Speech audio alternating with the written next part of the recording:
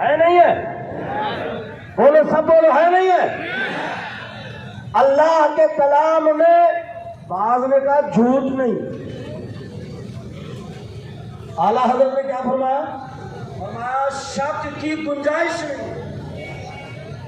झूठ तो अपनी जगह पर है, शक तो अपनी जगह पर है, शक की गुंजाइश ही नहीं। तो रब ने फरमाया क्या है तुम्हारे? एक बार बोलो ताकि एक्सेप्ट कर लिया। अब मैं आपसे सवाल पूछता हूं कि अगर कोई मेरा दुश्मन है, मैं उसे अपने घर में इजाजत दूंगा? आज तक बोल रहे, मैं अपने दुश्मन को गली में गवारा नहीं करता।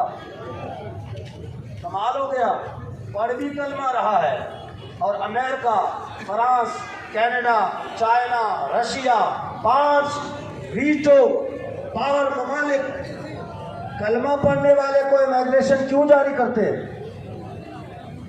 दुश्मन है नहीं है? कुरान ने कहा कोई दुश्मन को भी इजाजत देता है हाँ मेरे घर।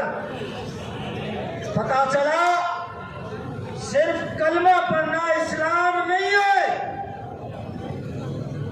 दूसरी चीज पे आते हैं। दूसरी चीज क्या है? कलमा, नमाज,